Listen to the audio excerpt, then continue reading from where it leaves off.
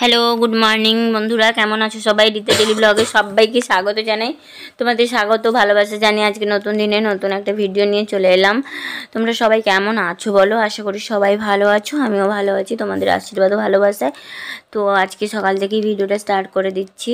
তো আজকে দেখো হাজব্যান্ড উঠে পড়েছে আর আমার চা বসানো হয়ে গেছে। আর এখানে হাজব্যান্ড ওই খামালুটা যে আগের দিন খুলেছিল দেখিয়েছিলাম না, সেটা সব অংশটা কেটে সবাইকে দিয়েছে। আমার বাড়িতেও কিছু রাখা হয়েছে, মানে আমার মায়ের বাড়িতে, আমার শাশুড়ি মাদের, কাকিমাদের সবাইকে দেওয়া হয়েছে। আমাদের বাড়িতেও আছে। আর এই যে মুড়াটা ছিল সেইটাই লাগাচ্ছে আবার গাছ হবে বলে।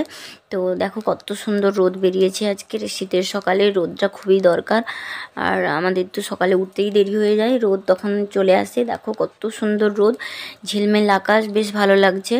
তো রোদে বসে বসে একটু চা খেয়ে নেবো। এই যে চা আমার বসিয়ে দিয়েছি, চাটা হয়ে গেছে, গড়াবো। চাটা খেয়ে বাড়ির কাজবাজ শুরু করে দেব।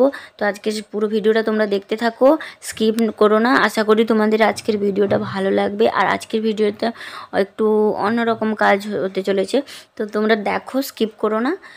দেখো চা খেয়ে আমি চলে এসে এখানে ওই যে আমাদের ছাদে বলেছিলাম, দেখিয়েছিলাম যে হলুদ খোঁড়া হয়েছিল, হলুদ হয়েছিল। ওই হলুদগুলোকে ভালো করে ধুয়ে শুকিয়ে আবার ওই যে জলে ফোটাচ্ছি, কারণ হলুদ গুঁড়া করব বলে। মানে হলুদ গুঁড়া তো কেনা হয়, বাড়িতে যেহেতু হয়েছে, তো একটা গাছ থেকেই হয়েছে জানো। এক জায়গায় 4-5টা গাছ হয়েছিল, ওইখান থেকে এত হলুদ হয়েছে। তো এই যে সাইডে ব্যাঞ্জা যে হলুদগুলো, ওইগুলো দিয়ে দিচ্ছি। আর মুড়া যেগুলো, সেগুলো রাখছি, রেখে ওগুলো চিড়ে তারপরে জলে দেবো, না হলে ওগুলো তো সেদ্ধ হবে না। তো আগে প্রথমে আমার মনে ছিল না, একটা মুড়া দিয়ে দিয়েছি, মানে মনেই নেই। তারপরে মনে পড়লো যে আমার শাশুড়িমা বলেছিল যে মুড়াগুলো কেটে তারপরে ফোটাবে, না হলে সেদ্ধ হবে না। এই জন্য আমি প্রথমে একটা দিয়ে দিয়েছি, তারপরের বাকিগুলো এবার চিড়ে তারপরে আমি জলে দিয়ে ফোটাবো। তো এইরকম ফুটিয়ে সেদ্ধ হলে, তার মানে কীরকম সেদ্ধ হবে জানো, কচু যেরকম সেদ্ধ হয় না সেরকম। আর এখানে রান্নাও বসিয়ে দিয়েছি। দেখো এখানে বিচা কলা শাশুড়িমা দিয়েছিল, বিচা কলা ভাজবো বলে সেদ্ধ করছি। আর রান্নার আনাজও কাটা হয়ে গেছে। আর আমি এখানে হলুদটাও মানে প্রত্যেক দিন মনে করি যে এই ফোটাবো, কিন্তু মনেই থাকে না কাজে কাজে।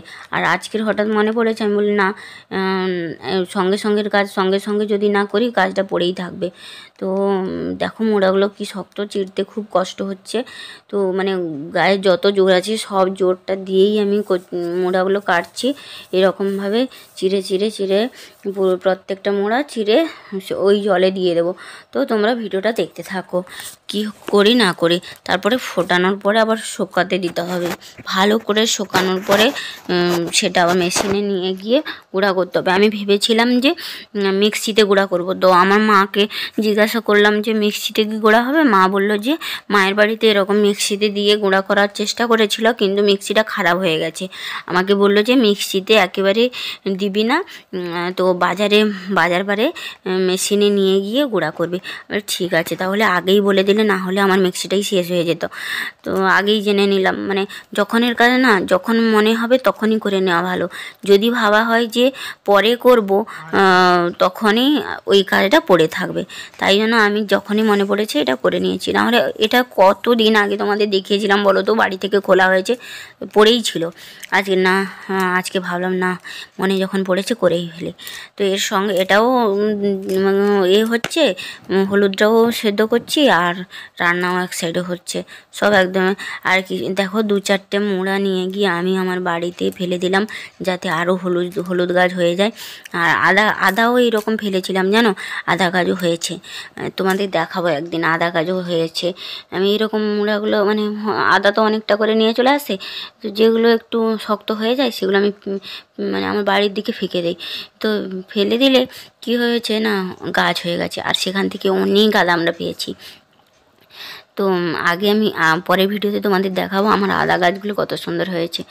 তো যাই হোক, এখন আমি হলুদগুলো চিড়ে জলে দিয়ে দিই, তো তোমরা দেখতে থাকো।